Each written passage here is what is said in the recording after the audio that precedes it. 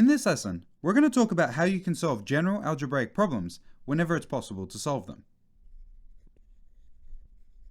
In the previous lesson, I showed a really simple technique that could be followed to solve any algebraic problem that contained only one pronumeral. We already discussed that solving problems with one pronumeral is really easy. So therefore, anytime we have an expression that contains more than one pronumeral, our general technique is going to be to find an equivalent expression that also has one pronumeral.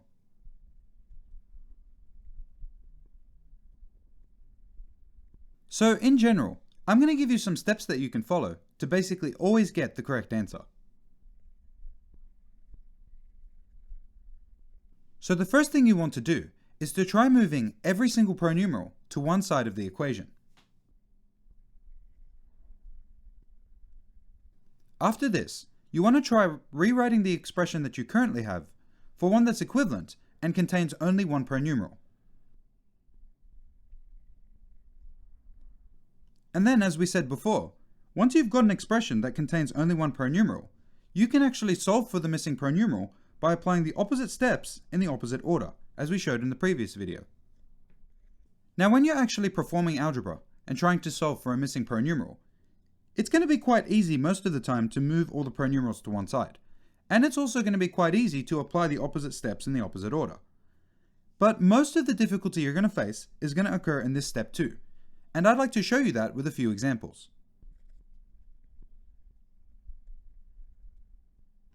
Now, just giving you a procedure to follow isn't that useful without actually seeing how you'd follow it.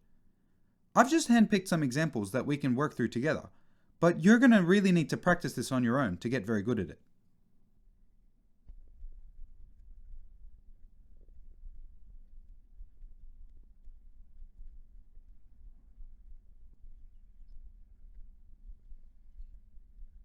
So to start us off, let's try actually solving this particular problem here.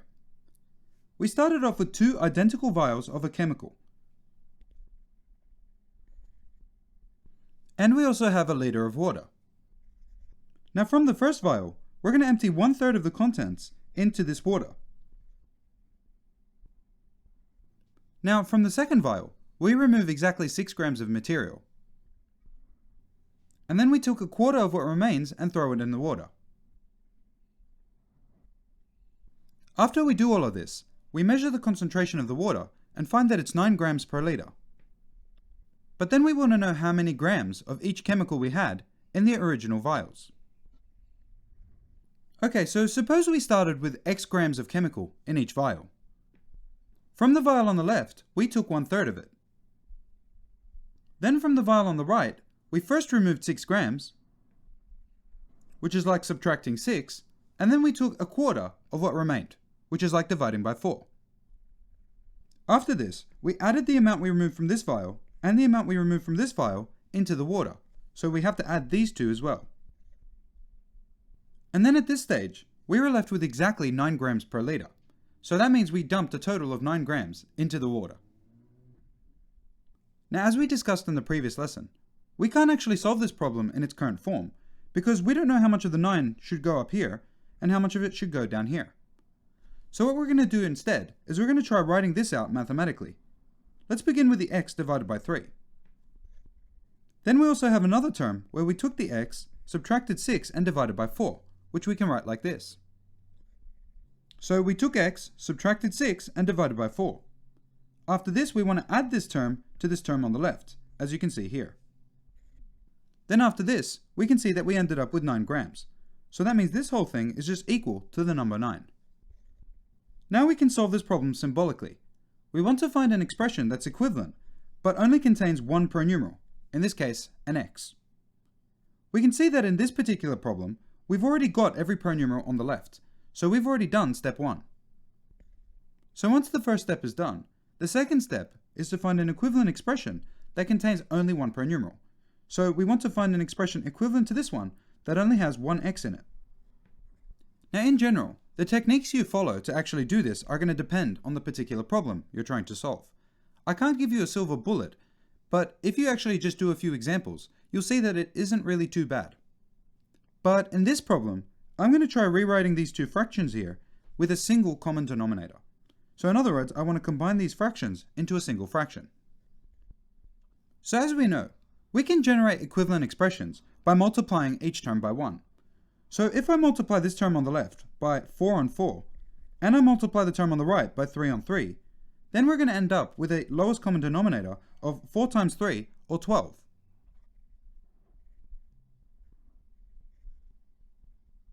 Now as we know, because the denominators in both of these cases are just 12, we can just extend this to make it into a single addition. Now just in the interest of making some space here, I'll just get rid of this picture because I think we get the general idea of what we're trying to do. Okay, so once you've actually combined things into a single fraction, the next thing you want to do is to actually expand the top and to simplify it as much as possible. Now you know that you could rewrite x minus 6 times 3 in the opposite order. So when you want to expand this, you just use the rainbow method again. We also know that 6 times 3 is 18, so we can make that replacement as well. And now finally, we get to the stage where we can replace these two x's for one x. Because after all, 4x plus 3x is the same thing as 7x. So now we can see that this top expression over here and this bottom expression down here are completely equivalent to each other. Any value of x that makes the top one true will also make the bottom one true. Any value of x that makes it false will also make the bottom one false as well. And this makes sense as well, because all we did was replace parts of the expression for other parts that are equivalent to it. So then at this stage, we can declare step 2 complete for this particular problem.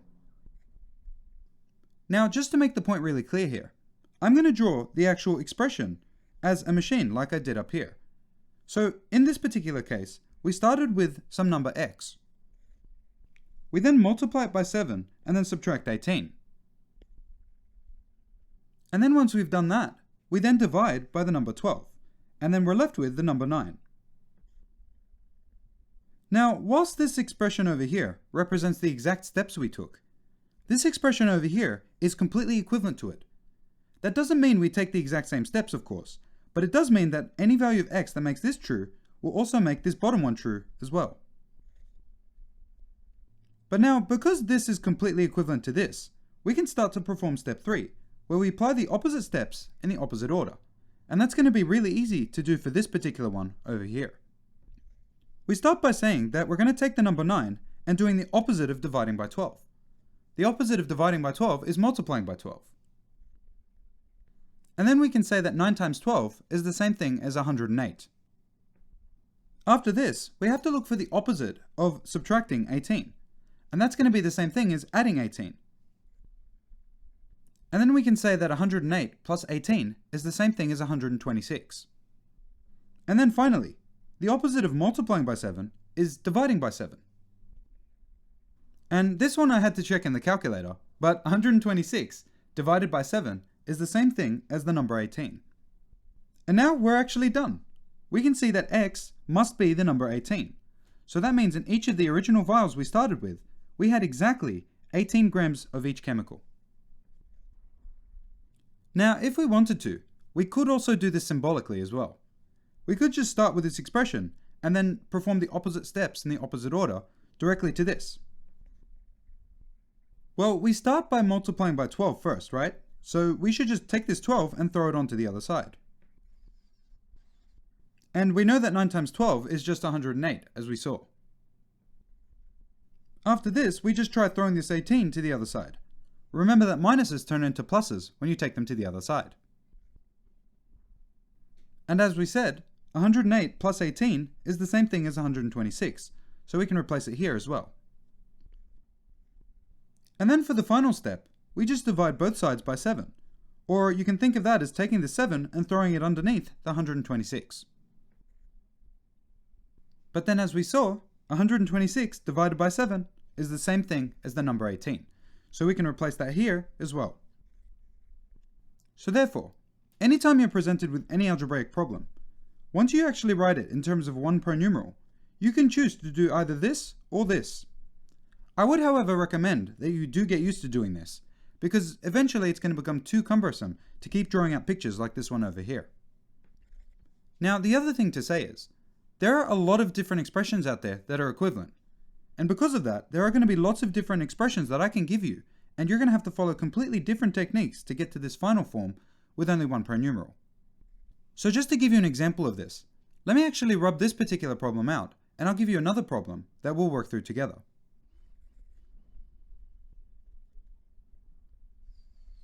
Okay, so in this case, I've chosen a bit of a more mechanical problem.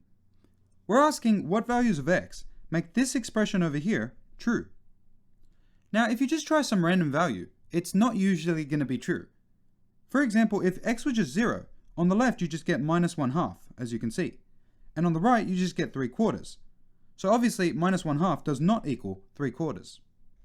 In fact, if you just kept trying values all day, there's only one value that's ever going to make this expression true. And we'd like to actually find out what value that is. Well, to do that, as we know, the first step is to just get every pronumeral to the same side. Now the only way we can do that is by taking this whole term and moving it over to the left. So let's do that first. Now when you try moving a term like this to the left, what you're technically doing is you're subtracting it off from both sides. So for example, you're subtracting x plus 3 on x plus 4 from this side and also from this side on the left as well. But when you actually go ahead and take x plus 3 on x plus 4 and subtract off x plus 3 on x plus 4, you just get 0, because anything minus itself is just 0. So therefore, I think that a better way to think of this is to just take this whole term here and move it to the left, and then you put a minus sign in front of it. So now you actually have all the x's on the left hand side, so we can say that step 1 is complete. And now we want to do step 2, which is to find an equivalent expression with only one x. Now right now there are 4 x's, so we're going to need to do something pretty clever here. Now the first thing we want to do is to combine this into a single fraction, because there's no way we're going to be able to get 1x if we have x's in both of these fractions. So usually when you want to try combining fractions, you just multiply this left side by x plus 4 on x plus 4, because you want x plus 2 times x plus 4 on the bottom. And then for this right hand side, you just multiply by x plus 2 on x plus 2. And then when you do that, you can just combine this into a single fraction. But there are usually faster ways to get to the answer. So I'm going to suggest we do something else instead. How about we try multiplying the whole left hand side and the right hand side by x plus 2 times x plus 4. Now if this is your first time actually seeing anybody do algebra, you probably aren't going to come up with tricks like this one. You're only going to start to come up with these sorts of tricks once you've done a fair bit of practice. But in general, if you want to get rid of denominators, you can just multiply by the product of those two denominators, and you'll see that almost everything just disappears. Now, one benefit of multiplying by x plus 2 times x plus 4 is that anything times 0 is just going to be 0. So on the right hand side, you're still left with the number 0. And therefore, only the left hand side has x plus 2 times x plus 4 left over. Now one thing you can imagine is you can imagine taking this whole thing, putting it in a box, and then distributing it like a number to both of these terms. Because after all, when you choose a particular value of x, this whole thing will just turn into a number anyway. Okay, so I've just made some space here. The first thing we do is we multiply by x plus 2 times x plus 4 into this first term over here. But then when you do this, something pretty cool happens. Notice that the x plus 2's just end up cancelling out, and you're just left with x plus 4 times x minus 1. But then after this, we also have to remember to distribute this to the second term as well. So let's do that as well. Now when we do that, we can see that x plus 4 and x plus 4 just cancel as well. So you're just left with x plus 2 times x plus 3. Now, we still don't have a single x in this expression yet, but the expression we do have is a lot simpler than the one we started with. But it is also a good idea to simplify even further. So let's try actually expanding this out and expanding this out as well. For the first term, you're just going to get x squared and then minus 1, and then 4x, and then also minus 4. And we know that 4x minus 4 is the same thing as 3x, so we can replace that too. And now we can also expand the second pair of brackets. We're going to get x squared plus 2x plus 3x, so 5x, plus 6. Now we want to try removing the brackets. These ones over here can come off without any side effects. But for the second term, you have to remember to distribute this negative sign into all of the other terms. This is a really common mistake, so make sure you remember to do it.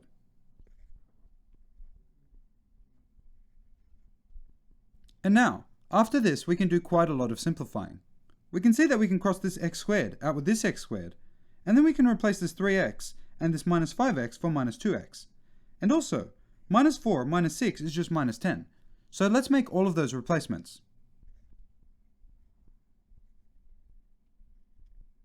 But now, once we've done all of this, we can see that we finally have an expression that only contains one x, and therefore it's really easy to do step 3 now. So to finish this problem off, all we really need to do is to get the x on its own. So for starters, we're going to take this 10 and move it to the right hand side by adding 10 to both sides. So remember, when you move something to the other side, you have to remember to change negatives into positives. Now after this, we also want to try dividing both sides by -2, so that these two -2's will just cancel out. If you do this, you can also imagine taking this -2 and throwing it underneath this 10. But from this, we can also say that 10 divided by -2 is the same thing as minus 5, so we can replace that on the right hand side. And this just immediately tells us that x equals minus 5 is completely equivalent to this original expression over here. And that's actually pretty cool, because that tells us that if we subbed -5 into the top expression, then we would immediately see that it makes this true, and no other value except minus 5 will make it true. So as you can see, the idea of algebra is to start off with some problem, and then you can manipulate it into any of these problems which are also equivalent to the original one that we started with. After you've done all of this, you can turn a problem like this one, which is reasonably complicated to find the solutions to, into a problem like this one, which is completely equivalent to it. And you can immediately see that the only number that's going to be the exact same as minus 5 is of course minus 5. So x equals minus 5 is the only possible answer to this original problem. Now, as you can see with this example, most of the difficulty lies in step 2. So therefore, you should just try lots and lots of problems to see exactly how you can take any random expression and rewrite it in terms of an expression with only one pronumeral. So this just about completes all the examples I wanted to show you, but you should definitely do some more examples on your own to get really good at this. So in this lesson, we came up with a general technique that you can follow to solve any algebraic problem. The technique we used hinges on the fact that it's really easy to solve expressions that contain only one pronumeral. So we decided that we're going to try to find an equivalent expression to anything that only contains one pronumeral. We said that the general way to solve any problem is to first move every pronumeral to one side, then find an equivalent expression that only has one pronumeral, and then to just find the opposite steps in the opposite order. And that should allow you to recover the value of the pronumeral. We also said that step 1 and step 3 were really easy, but step 2 was a fair bit harder. We showed a few examples, and we saw that step 2 is actually pretty hard in some cases. So you're going to need to do a lot of practice and a lot of examples to actually be able to do this on your own. Now, in this particular lesson, I only looked at expressions that you could simplify to linear equations, and those are actually pretty easy to solve. But in the case where you end up with expressions that can only simplify to quadratics like x squared, they are actually a fair bit harder to solve, and we're going to do that in a future lesson. But I think that this just about completes everything that I wanted to say about solving algebraic problems. So I'll see you in the next lesson where we talk about solving algebraic problems that include quadratics. Thanks for watching another Trina video. If you want to say thanks, you got to show your friends. Or maybe you should just visit us at trina.org, where you can track your progress and have access to questions and heaps of other awesome stuff. Or maybe you should just like and subscribe. That works too. But either way, I'll see you next time.